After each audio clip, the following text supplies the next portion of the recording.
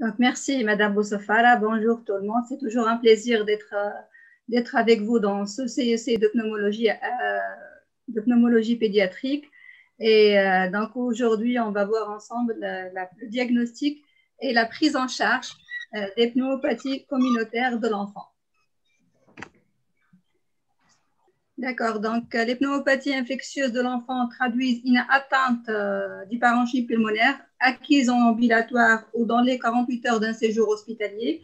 À l'échelle mondiale, c'est un problème mondial de santé. C'est la principale cause de décès chez les enfants de moins de 5 ans. Donc en 2017, c'est à peu près 15% de la mortalité infantile chez les enfants âgés de moins de 5 ans. Et donc ça constitue un fardeau économique non négligeable. Et il faut savoir que cette mortalité par pneumonie touche essentiellement les pays en voie de développement, notamment l'Asie, les pays de l'Asie et l'Afrique subsaharienne.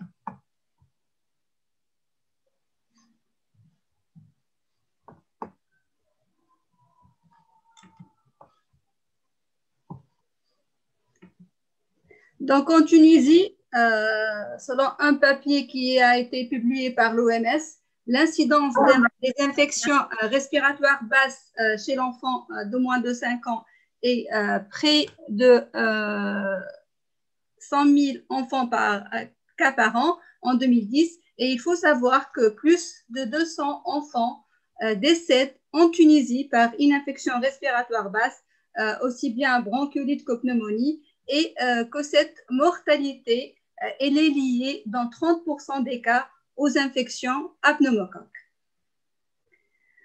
Donc, durant les dernières années, il y a eu quand même plusieurs interventions. Il y a eu une réduction de cette mortalité. Donc, il y a eu une réduction à l'échelle mondiale de 22% entre 2000 et 2015. Et ceci, bien sûr, grâce à la mise d'interventions sûres, efficaces et abordables, notamment la vaccination, donc la vaccination contre l'hémophilus, la vaccination contre le pneumocoque, mais aussi en agissant sur certains facteurs de risque. Et ces facteurs de risque des pneumopathies de l'enfant peuvent être classés en deux catégories. Donc, il y a les facteurs de risque. Vous m'entendez? نقرا واحد بنومو سي سي بنومو il y a quelqu'un qui n'a pas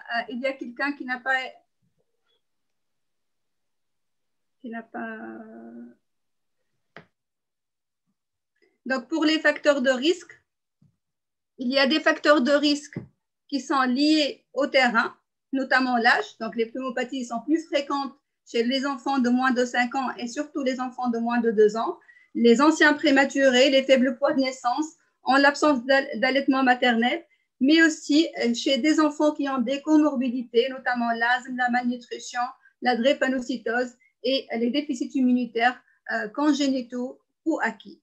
Mais il y a aussi des facteurs environnementaux, notamment l'intégration d'une collectivité, l'intégration précoce de crèches, un niveau socio-économique bas, la pollution et aussi l'exposition, bien sûr, au tabagisme passif. Donc, ces dernières années il y a eu une évolution de l'épidémiologie des pneumonies de l'enfant dans le monde. Donc, on a constaté qu'il y a une diminution des pneumopathies bactériennes, notamment grâce à la vaccination contre le pneumocoque avec diminution des pneumonies à pneumocoque, la disparition presque des pneumopathies à hémophilus de type B. Les formes classiques de staphylococcus pleuropulmonaire sont devenues plus rares, mais on a assisté à l'apparition de formes sévères d'infection à staph ou à strepto-A sécrétaire de toxines dans les suites d'une infection virale, et bien sûr la résurgence de la coqueluche chez les enfants de moins de 3 mois. Et donc, Dr Bouguila va par la suite vous parler de la coqueluche. Par contre, il y a eu une augmentation considérable des pneumonies virales, et ceci en partie, je pense, grâce à l'amélioration des moyens d'identification, à savoir la biologie moléculaire, les techniques immunologiques, et qui permettent actuellement un diagnostic rapide de ces pneumopathies virales. Donc, de façon schématique, on peut dire que de point de vue microbiologique, un tiers des pneumopathies de l'enfant, c'est des bactéries, un tiers c'est des virus et un tiers c'est des co-infections virus-bactéries. Et il faut savoir que ces co-infections sont associées aux formes les plus sévères. Donc, cette épidémiologie, il faut retenir qu'elle dépend de l'âge. Les virus prédominent largement les 5 premières années, surtout avant 2 ans. Donc, les pneumonies virales, plus que 50% des pneumonies virales chez l'enfant de moins de 5 ans sont d'origine virale, essentiellement le virus respiratoire syncytial, l'adénovirus, l'orinovirus, le métapneumovirus. Les pneumopathies bactériennes les plus fréquentes, donc à tout âge, retenez que le germe qu'on redoute, c'est le streptocoque pneumoniae. Le mycoplasme pneumoniae, il se voit surtout chez le grand enfant, chez l'enfant de plus de 3 ans et surtout de plus de 5 ans. Donc, sa part dans les pneumopathies de l'enfant, elle varie dans les études de la littérature entre 0,7 et 40%. Et quel que soit l'âge, donc le staph, le strepto A, l'hémophilus non typable, le moraxella catarrhalis et chlamydia pneumoniae sont plus rares. Et il faut savoir que la cause n'est pas identifiée dans près de 20% des cas.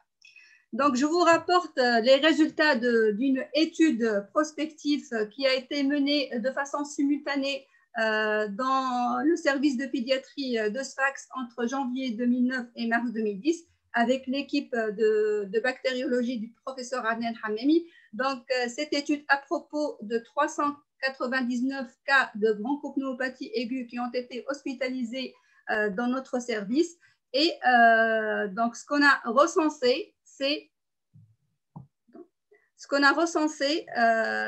255 cas de bronchiolite et 89 cas de pneumonie. Donc, tous ces enfants ont eu des prélèvements à visée microbiologique, à savoir la recherche de virus par immunofluorescence et par PCR, la recherche des germes atypiques par InPCR et par la sérologie des germes atypiques. Et pour les bactéries pyogènes, donc ce qu'on a fait, c'est l'hémoculture et l'examen cytobactériologique des crachats.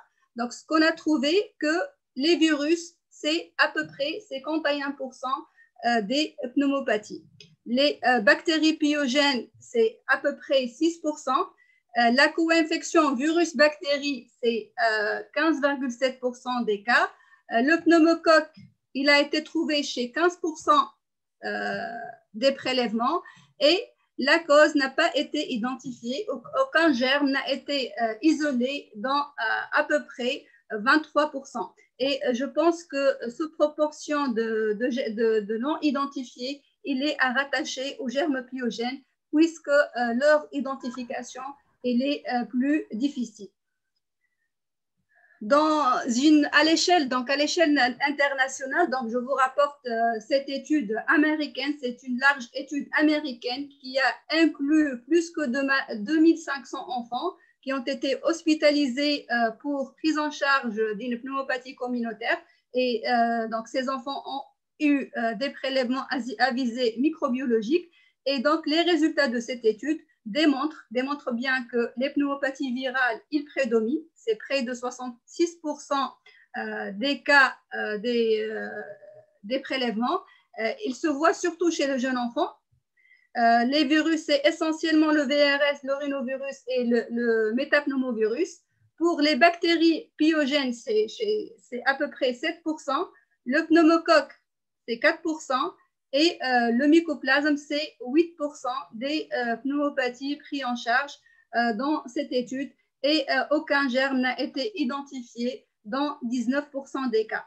Et comme vous voyez, la proportion des pneumopathies virales, donc ici c'est le VRS, ici c'est l'orinovirus, elle diminue avec l'âge. Et on voit qu'avec l'âge, par exemple pour le mycoplasme pneumoniae, il augmente progressivement, donc ici avant l'âge de 4 ans, puis augmente progressivement à partir de l'âge de 5 ans et à peu près de 40% des pneumopathies chez les enfants âgés de plus de 10 ans sont dues au mycoplasme dans cette étude.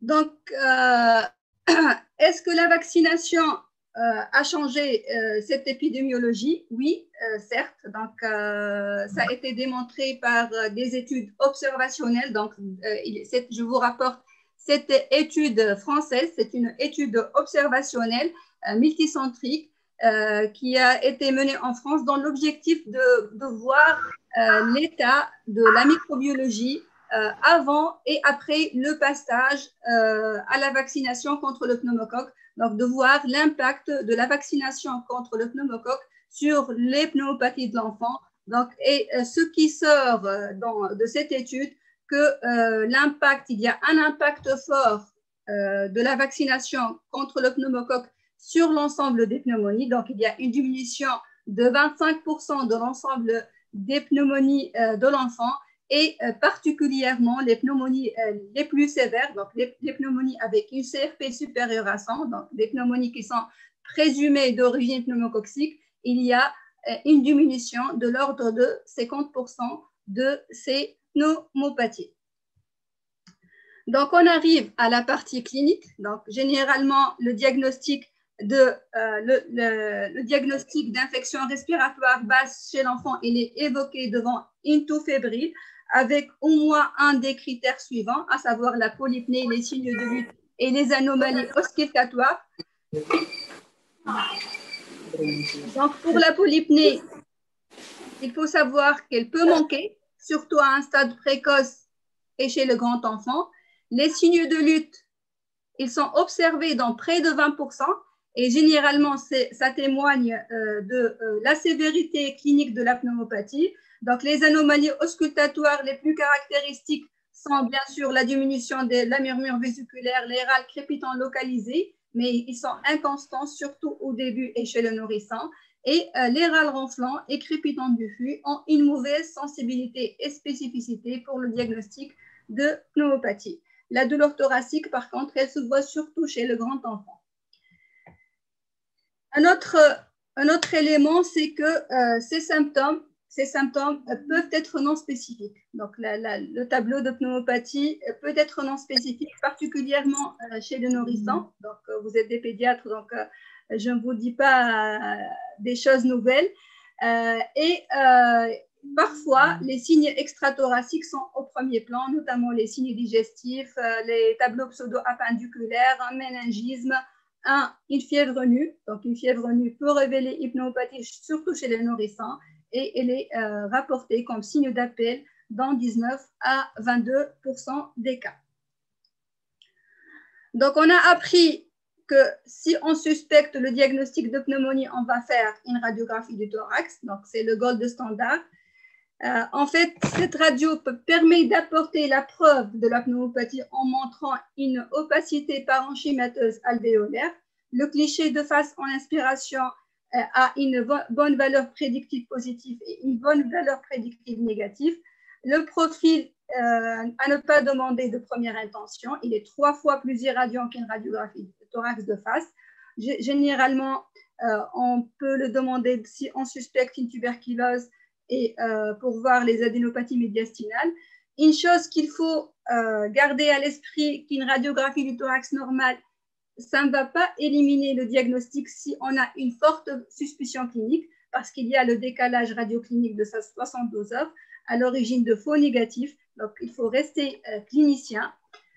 Et j'attire votre attention que certaines localisations sont un peu trompeuses, donc notamment le foyer du lobe moyen.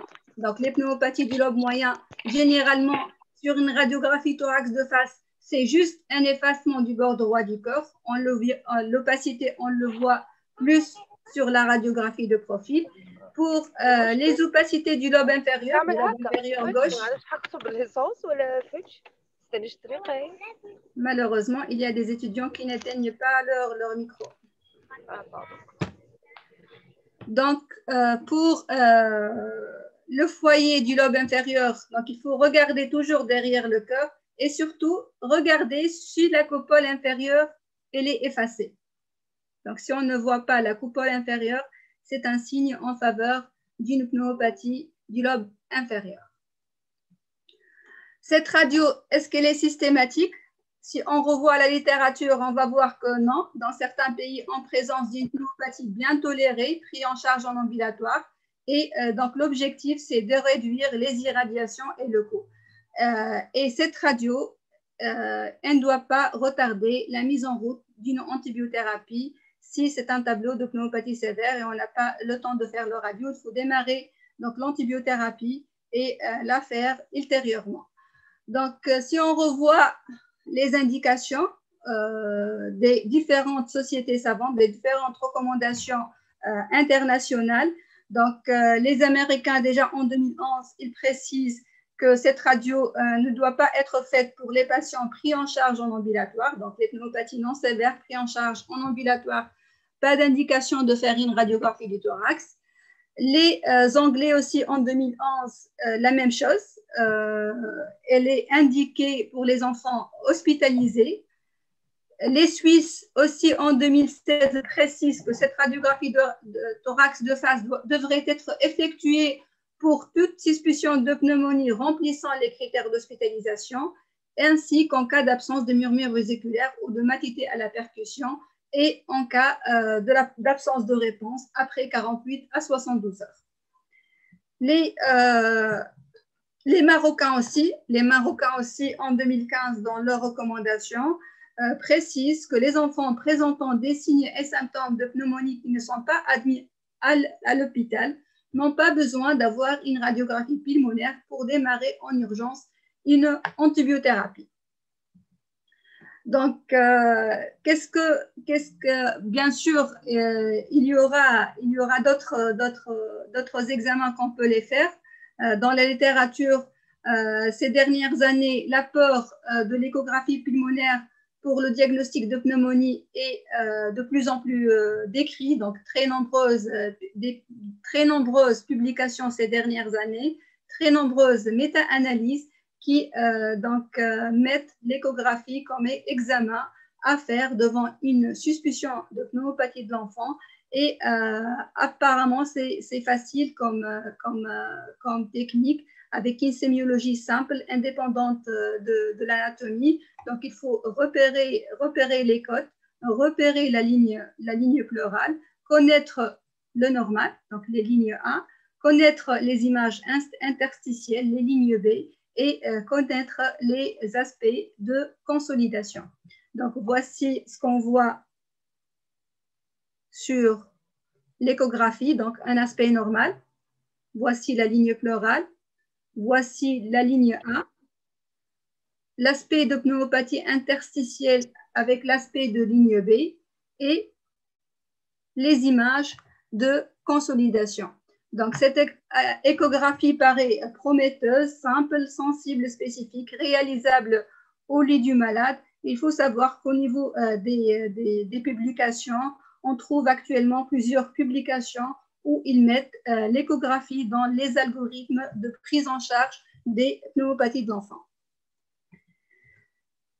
Donc, après le diagnostic, on va évaluer la gravité d'une pneumopathie, décider si on va hospitaliser ou pas l'enfant.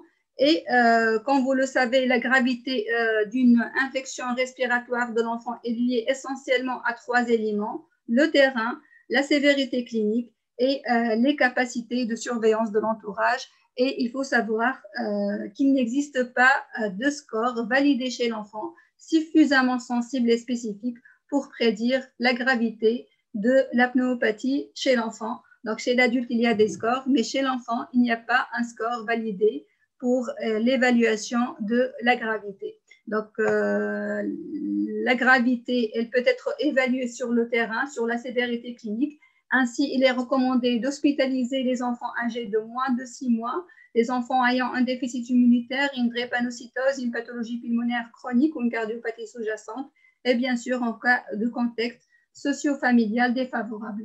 Pour la sévérité clinique, c'est essentiellement 2 choses. C'est la sévérité de l'atteinte respiratoire, la tolérance respiratoire, et l'intensité du syndrome infectieux avec une fièvre mal tolérée, un aspect toxique, des troubles hémodynamiques, donc une tachypnée, une saturation dans la plupart des recommandations.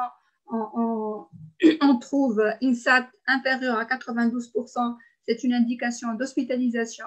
Et bien sûr, dans les formes les plus sévères, l'existence des signes d'hypercapnie avec troubles de la conscience, sueur, HTA, et aussi les signes digestifs, à savoir les vomissements, la déshydratation et les difficultés à s'alimenter. On va hospitaliser aussi les formes compliquées. Donc, sur la radio dans les formes sévères va permettre de chercher des complications, de chercher la gravité de l'atteinte radiologique. Donc, un poumon blanc, l'atteinte étendue à plus que 2 lobes, l'existence d'un épanchement pleural en dehors d'un comblement d'un cul-de-sac. Donc, l'existence d'un comblement du cul-de-sac n'indique pas l'hospitalisation. On peut le prendre en charge en ambulatoire et bien sûr les abcès et les formes nécrosantes, l'existence de bile, donc les pneumonies nécrosantes. Peut-on prédire l'agent étiologique? Donc, on a apporté le diagnostic de pneumonie. Est-ce qu'on peut savoir, est-ce que c'est un virus? Est-ce que c'est une bactérie? Si c'est une bactérie, est-ce que c'est le mycoplasme? Est-ce que c'est le pneumocoque?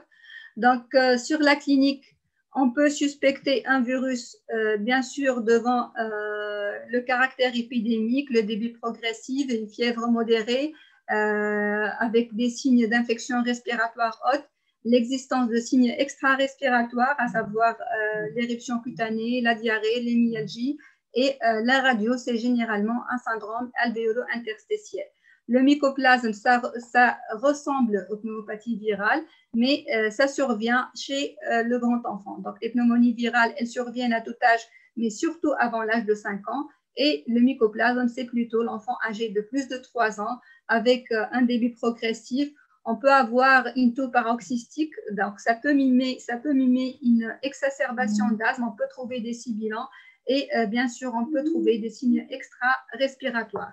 Donc, pour le pneumocoque, ça se voit à tout âge. C'est généralement un tableau qui est plus sévère avec un syndrome infectieux, une fièvre importante.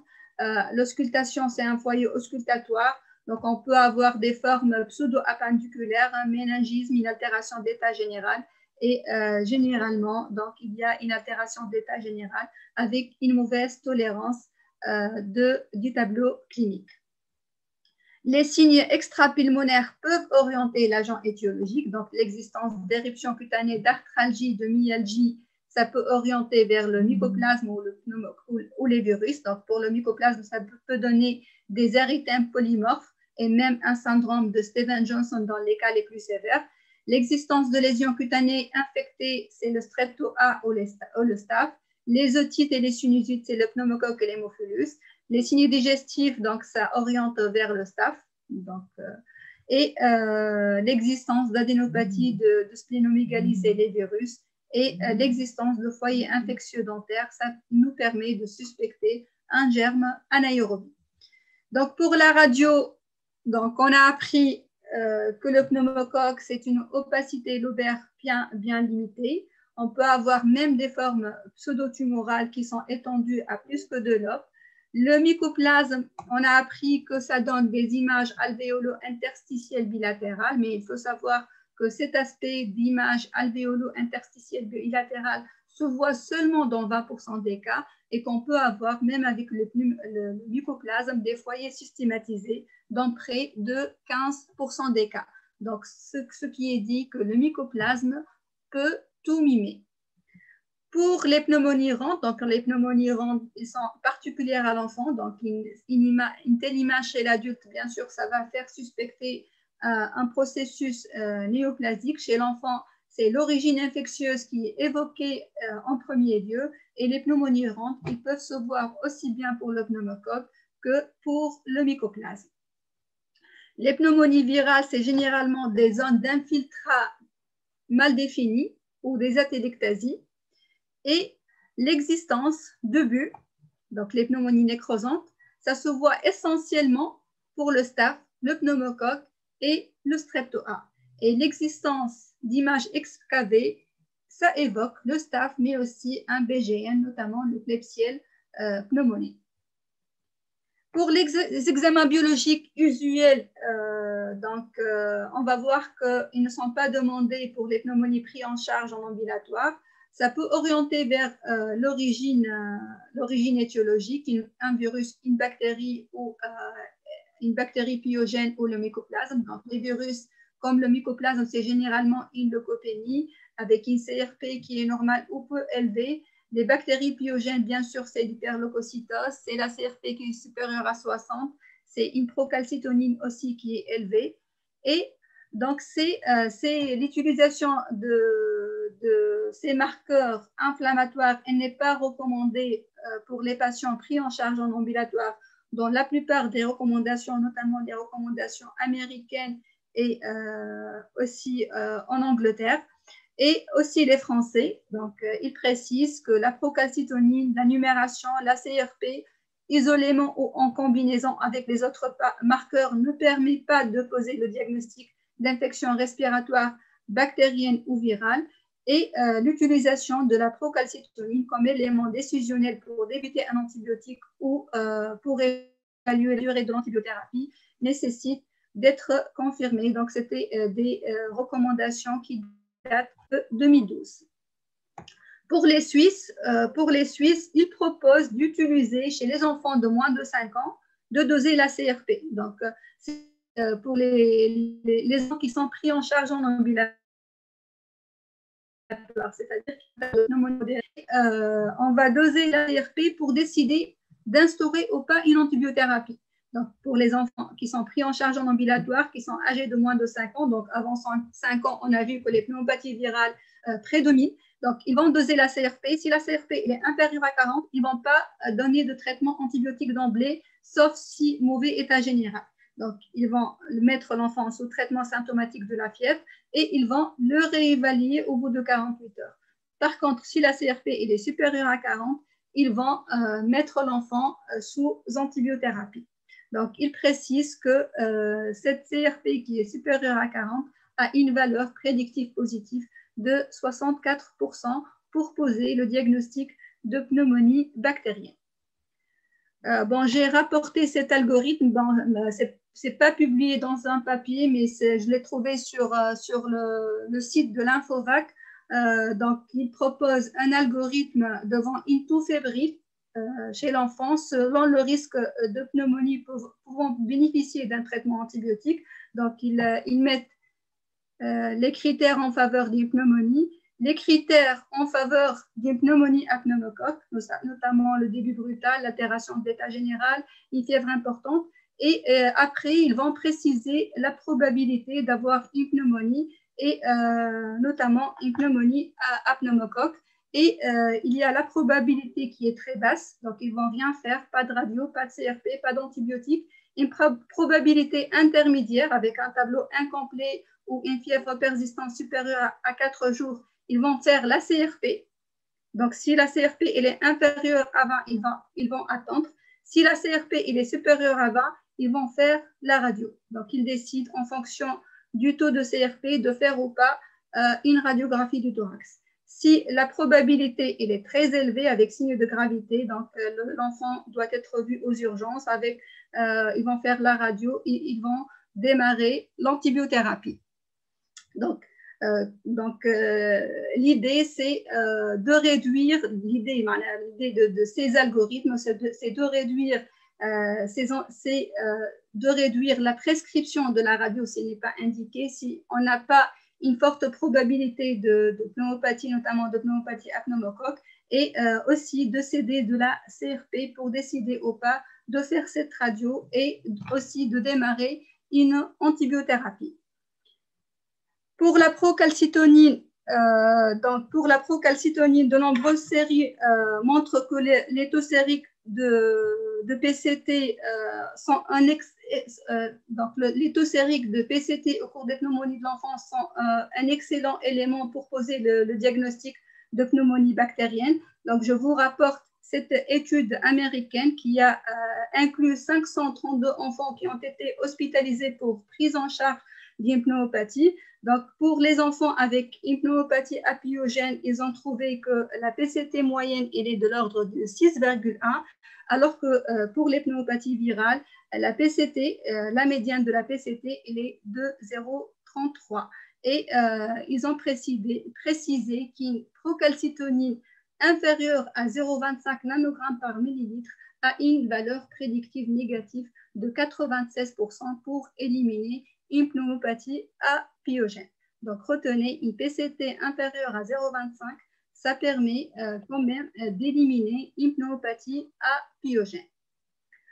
Pour les examens microbiologiques, donc ils sont inutiles pour les pneumopathies prises en charge en ambulatoire. Donc en ambulatoire, on n'a pas besoin de faire des examens complémentaires. On va traiter l'enfant et voir l'évolution. Pour les formes hospitalisées, notamment les formes graves, on a besoin d'un diagnostic bactériologique. Donc il faut demander ces examens avant toute antibiothérapie. Et pour les bactéries pyogènes, ce qu'on demande, c'est l'hémoculture et le CBC et les antigènes solubles. Bon, malheureusement, l'hémoculture a une mauvaise sensibilité, elle est de moins de 10% des cas.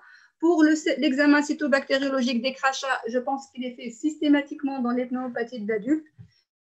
Le CBC a une mauvaise spécificité parce qu'il y a le risque de contamination pharyngée, mais il peut être indiqué chez les enfants hospitalisés avec expectoration productive, mais surtout, il faut vérifier deux choses. Il faut vérifier que c'est un examen cytobactériologique qui est valide. Donc, il faut vérifier qu'il y a moins de 10 cellules épithéliales par champ et plus que 25 leucocytes par champ. Et bien sûr, vérifier le seuil de positivité, donc il doit être supérieur à 10 exposant 7. Pour les antigènes solubles, on peut les demander au niveau urinaire, mais aussi si on fait une ponction pleurale. Les antigènes solubles urinaires, ils sont un faible intérêt chez l'enfant.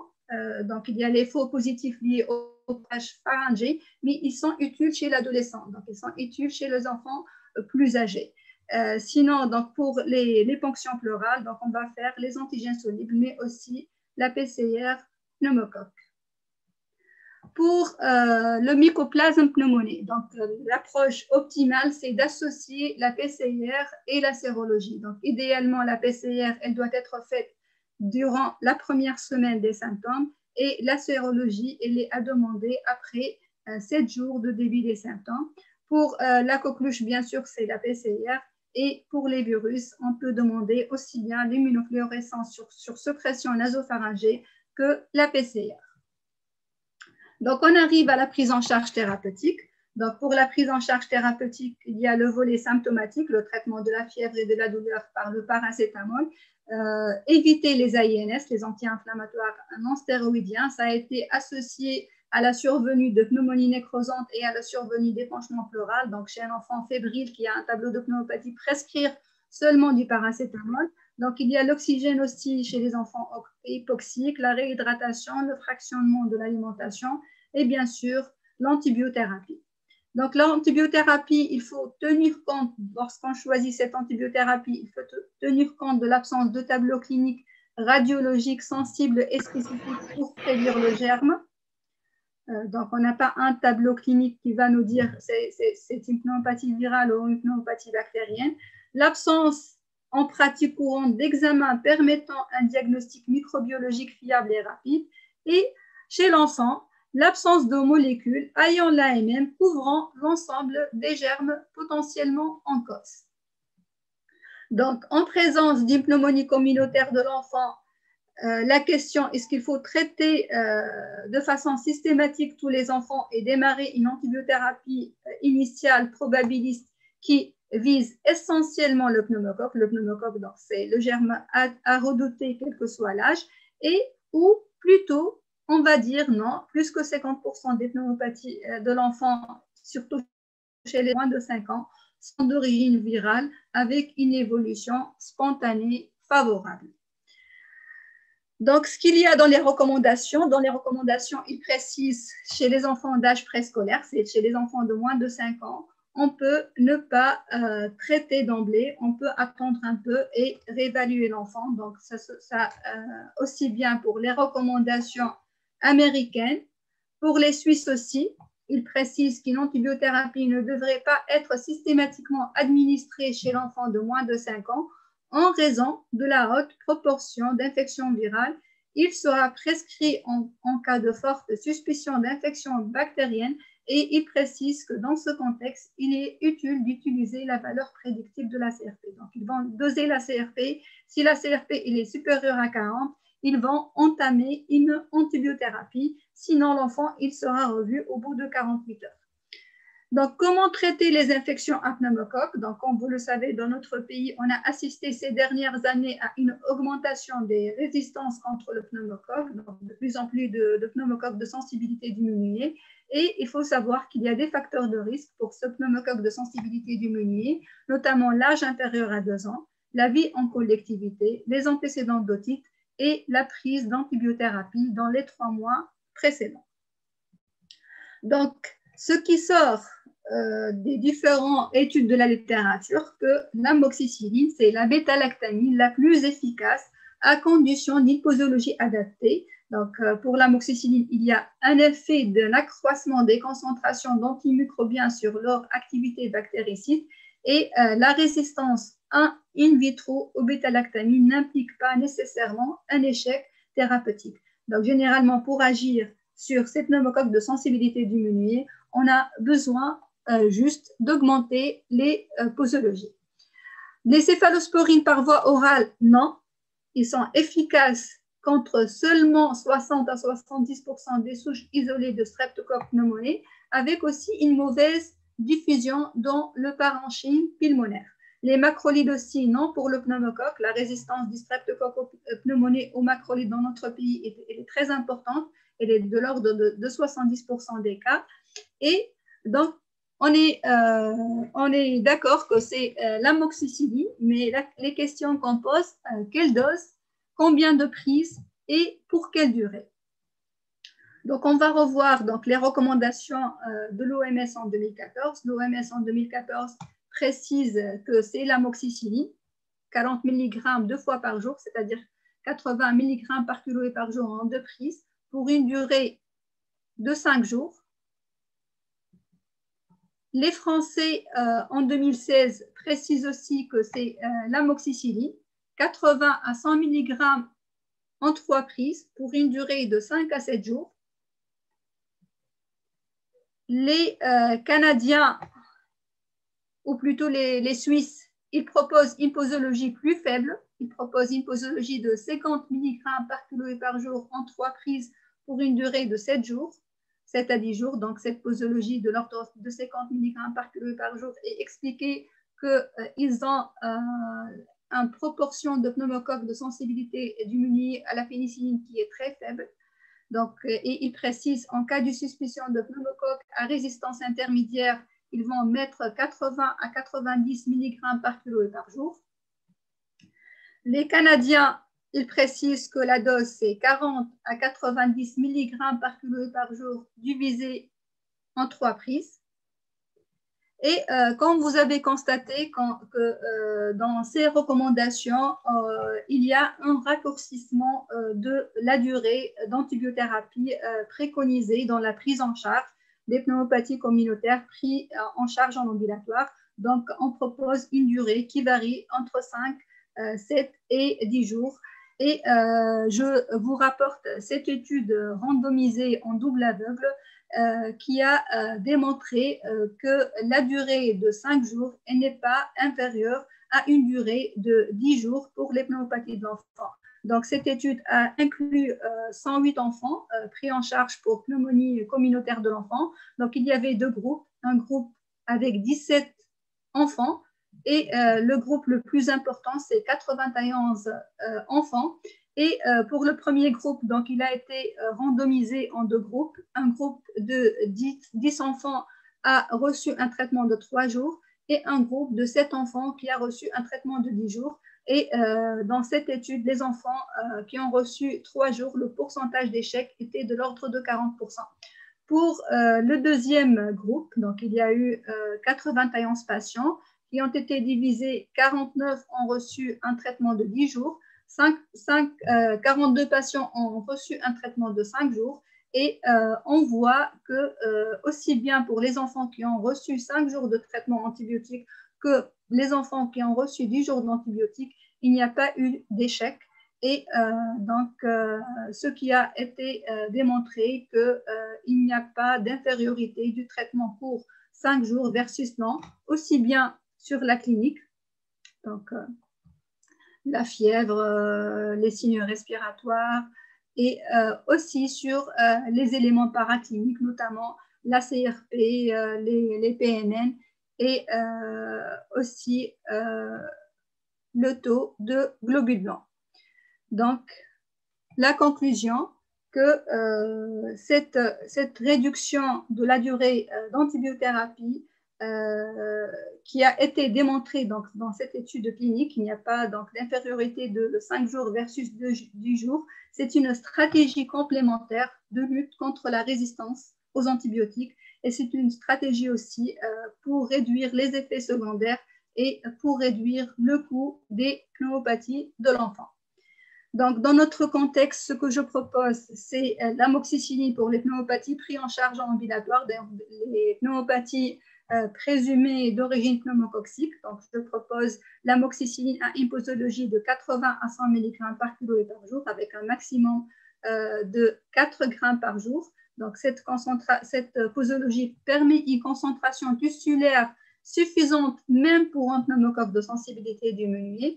Le nombre de prises, 3 prises, pour garantir un maximum de temps de concentration efficace.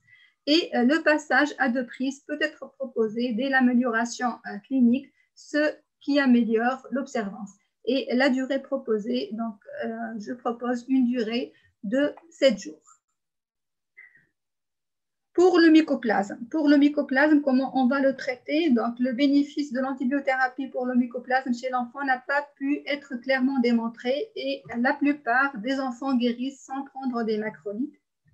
Mais il faut savoir qu'il y a des études qui démontrent que ce traitement par macrolide va accélérer la guérison chez les enfants les plus gravement malades ou atteints de toux persistant. Donc, les macrolides ont un effet anti-inflammatoire et ils vont agir sur cette toux persistante qui témoigne parfois d'une hyperréactivité bronchique.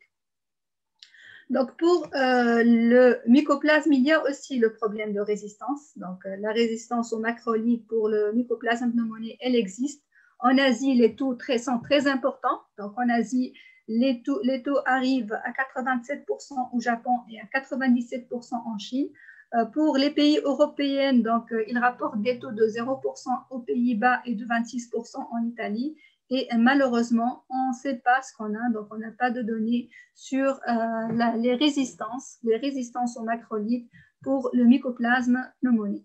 Et ces taux très importants sont expliqués par une surutilisation des macrolides, notamment l'azithromycine.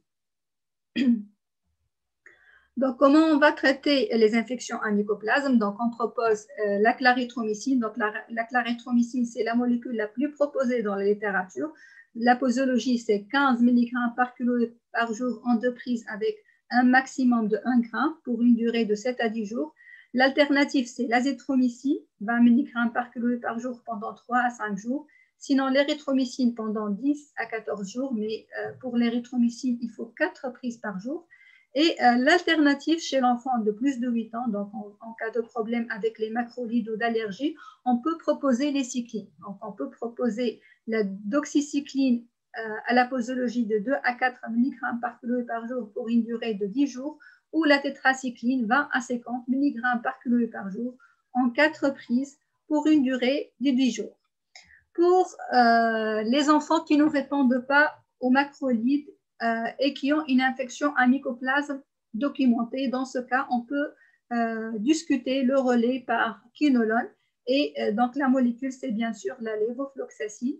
Et la posologie, elle varie en fonction de l'âge. Chez l'enfant de moins de 5 ans, c'est 20 mg par kilo par jour en 2 prises pendant 10 jours. Et chez l'enfant de plus de 5 ans, c'est 10 mg par kilo par jour en une seule prise pour une durée de 10 jours. En hospitalisation, comment on va traiter les pneumopathies? Donc, avant 3 mois, on va mettre l'enfant sous une céphalosporine de 3e génération par voie intraveineuse. On peut discuter l'ajout d'un macrolide si on suspecte la coqueluche ou on suspecte un chlamydia trachomatis. Entre 3 et 6 mois, on va mettre l'amoxicilline acide clavulanique à la dose de 80 mg par kilo par jour. Donc, avant 6 mois, il faut couvrir l'hémophilus. Et après 6 mois, si la maladie n'a pas un potentiel fatal, c'est-à-dire que ce n'est pas un tableau sévère, on va mettre l'ampicilline. Donc, l'ampicilline, 200 mg par kilo par jour en 4 prises.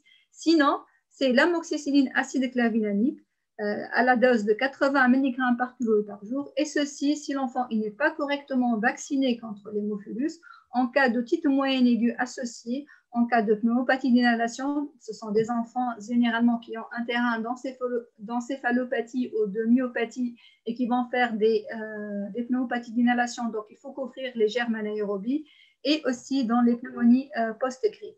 Sinon, en cas de pneumonie sévère, d'état septique, de suspicion de pneumocoque résistant, donc on va mettre la ceftriaxone ou la céfotaxime. Donc la ceftriaxone, c'est 50 à 100 mg par kilo par jour. La céfotaxime, c'est 150 à 200 mg par kilo par jour. Et on peut discuter chez ces enfants qui ont un tableau sévère l'ajout d'un macrolide. Donc, je vous mets ici le coût d'un traitement hospitalier pour un poids de 20 kg. Donc, si on met l'ampicilline, c'est 5 dinars. Si on va mettre la céfotaxime, c'est 20 dinars. Donc, chez les enfants qui n'ont pas un tableau sévère, plutôt mettre l'ampicilline. Donc, c'est un moins large spectre, mais aussi, ça permet de réduire le coût de prise en charge de ces pneumopathies de l'enfant.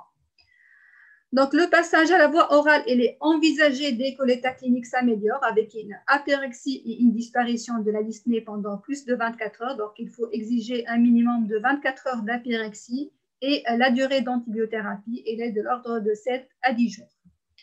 Donc, quand prescrire une bithérapie d'emblée? Donc, malheureusement, d'emblée, il y a une ordonnance, il y a le clamoxyl ou il y a le macrolide. Donc, il y a une surprescription des antibiotiques et aussi une surprescription de cette bithérapie. Donc, cette bithérapie amoxicilline macrolide, elle se discute dans certaines situations, notamment la sévérité clinique, le terrain à risque, notamment les enfants drépanocytaires, et si l'évolution ne permet pas de différencier le pneumocoque des germes atypiques, c'est-à-dire d'une façon secondaire, pas d'emblée une bithérapie. Et pour les enfants qui ont une allergie, qu'est-ce qu'on va faire? Pour les enfants qui ont une allergie à la pénicilline ou au bêta-lactamine. Donc, en cas d'allergie à la pénicilline, sans allergie aux céphalosporines de 3e génération, on va mettre une céphalosporine de 3e génération injectable. En cas d'allergie ou de contre-indication au bêta-lactamine, on va hospitaliser l'enfant pour discuter quelle antibiothérapie on va mettre.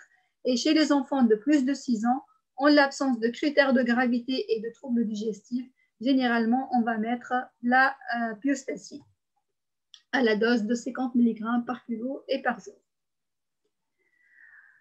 Donc, en ambulatoire, il faut bien expliquer aux parents les éléments de surveillance, la température, l'état général, l'aptitude à la prise alimentaire, les revoir de façon systématique au bout de 48 à 72 heures. Donc, la pyrexie est généralement attendue dans les 48 à 72 heures suivant le début des traitements. Généralement, pour le pneumocoque, la pyrexie elle est rapide, la chute de la courbe thermique elle est rapide.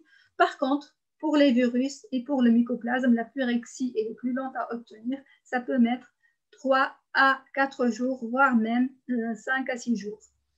Et en cas, si l'enfant il ne s'améliore pas, il faut se poser ces questions. Donc, essentiellement, est-ce que l'enfant il est en train de prendre son traitement? Donc, la compliance. Est-ce que le traitement il est adapté? Il faut vérifier le dosage, le nombre de prises. Est-ce qu'on est efficace parce que c'est un autre germe? Et aussi, il faut chercher une radio et chercher une complication, bien sûr, par la réalisation d'une radiographie du thorax. Et enfin, suspecter une infection sous-jacente. Donc, en l'absence d'amélioration, on va faire une deuxième radio donc, pour chercher une complication. Ces formes compliquées représentent 10 à 15% des pneumonies de l'enfant. Et il faut savoir que les pleurésies purulentes sont la complication évolutive la plus fréquente et que les germes responsables de ces formes compliquées, aussi bien les pleurésies, les pneumonies nécrosantes, c'est essentiellement le pneumocoque, le strepto-A et le staph aureus. En cas d'évolution traînante, il ne faut pas oublier la tuberculose. On reste un pays endémique de la tuberculose. La tuberculose, elle revient surtout après, depuis la Révolution. Donc, ces dernières années, on a pris en charge pas mal d'enfants ayant un tableau de tuberculose. Donc, en cas d'évolution traînante d'une pneumopathie, il faut demander la recherche de BK, faire l'IDR et chercher, pousser un peu plus l'interrogatoire pour chercher le comptage tuberculeux.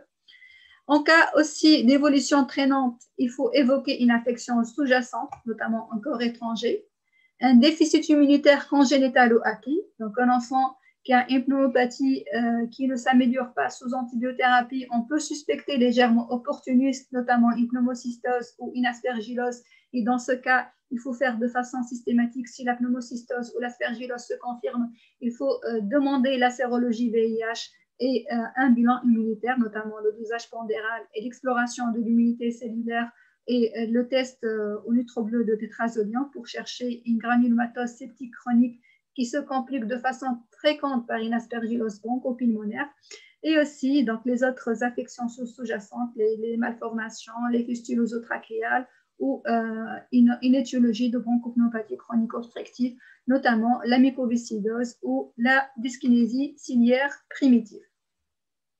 Donc, le contrôle radiologique, donc on a appris auparavant qu'il faut systématiquement faire un contrôle radiologique après 4 à 6 semaines. Actuellement, ce contrôle radiologique, il est discuté lors d'un premier épisode rapidement résolutif. Il est surtout indiqué en cas de pneumonie rente pour éliminer un syndrome tumoral, en cas d'atélectasie lobaire, d'atteinte alvéolaire étendue, de formes compliquées et de formes sévères qui parfois peuvent évoluer vers une dilatation des bronches. Donc, je termine par cet algorithme qui va résumer la prise en charge des pneumopathies de l'enfant. Donc, on va évaluer la sévérité clinique sur le terrain sous-jacent, la sévérité clinique, notamment la tolérance respiratoire et l'intensité du syndrome infectieux, l'atteinte radiologique, et on va décider est-ce qu'on va prendre l'enfant en ambulatoire ou en hospitalier. Donc, si on a jugé que l'enfant peut être pris en charge en ambulatoire, on va voir que la prise en charge, elle dépend de l'âge. Si l'enfant il est âgé de moins de 5 ans, donc dans ce cas, le germe avisé de première intention, c'est le pneumocoque. Donc, avant 5 ans, la molécule à prescrire, c'est l'amoxicilline. Bon, ici, j'ai mis que si c'est un tableau de pneumopathie virale, c'est un enfant qui a une fièvre modérée, qui a des signes d'imprégnation virale, on peut proposer, si on a la possibilité, de faire une CRP. Donc, on peut faire une CRP. Et si le CRP il est inférieur à 40, on peut attendre, ne pas prescrire d'antibiotiques et revoir l'enfant systématiquement au bout de 48 heures pour voir si on va mettre ou pas l'antibiothérapie. Donc, c'est une attitude à discuter selon les possibilités de faire une CRP.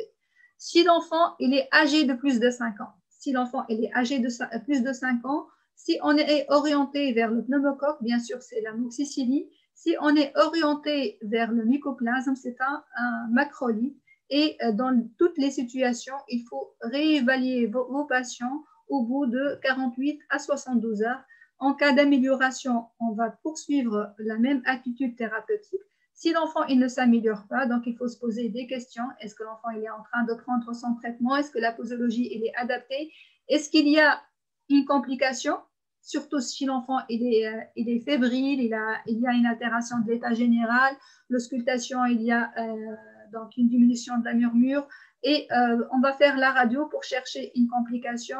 Et en l'absence de complication, s'il y a une complication, bien sûr, on va hospitaliser l'enfant. S'il n'y a pas de complication, on peut discuter à ce stade une bithérapie. Donc, la bithérapie n'est pas indiquée d'emblée, elle est indiquée de façon secondaire si on n'est pas on ne peut pas différencier entre mycoplasme et pneumonie. Et donc, au bout de 48 à 72 heures, s'il n'y a pas de complications et qu'il n'y a pas d'indication d'hospitalisation, on peut discuter la mise l'enfant sous cette bithérapie amoxicilline macrolide.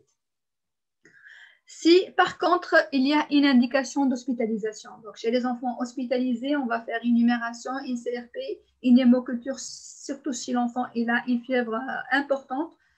Nous, on fait l'examen cytobactériologique des crachats et je pense qu'il faut le faire.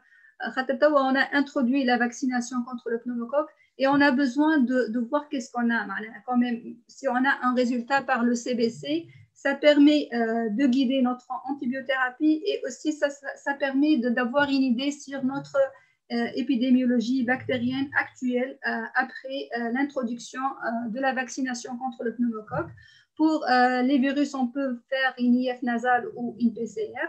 Et bien sûr, en hospitalier, si le tableau n'est pas sévère, c'est l'ampicilline.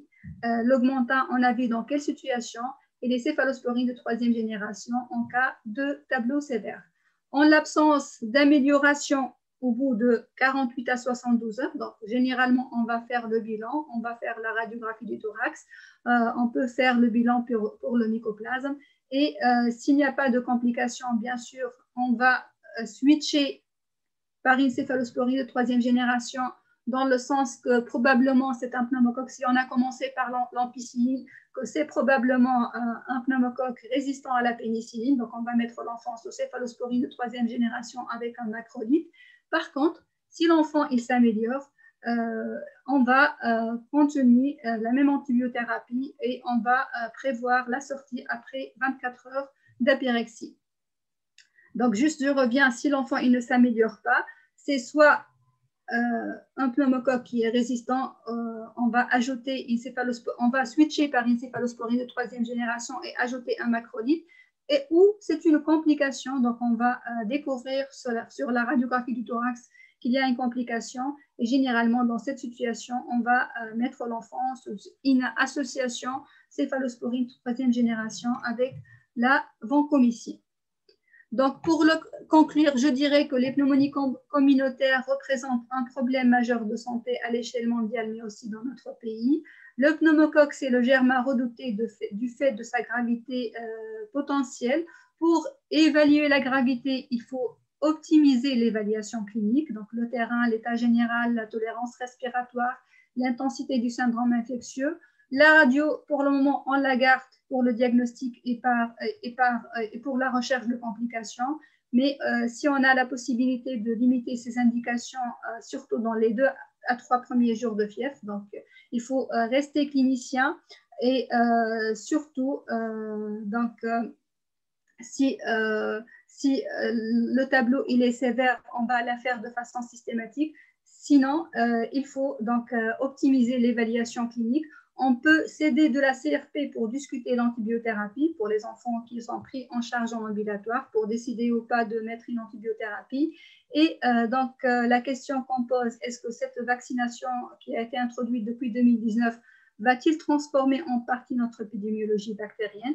Va-t-il réduire l'incidence des pneumonies et des pleurésies? Va-t-il réduire la part du pneumocoque dans ces pathologies? Va-t-il diminuer la résistance aux antibiotiques?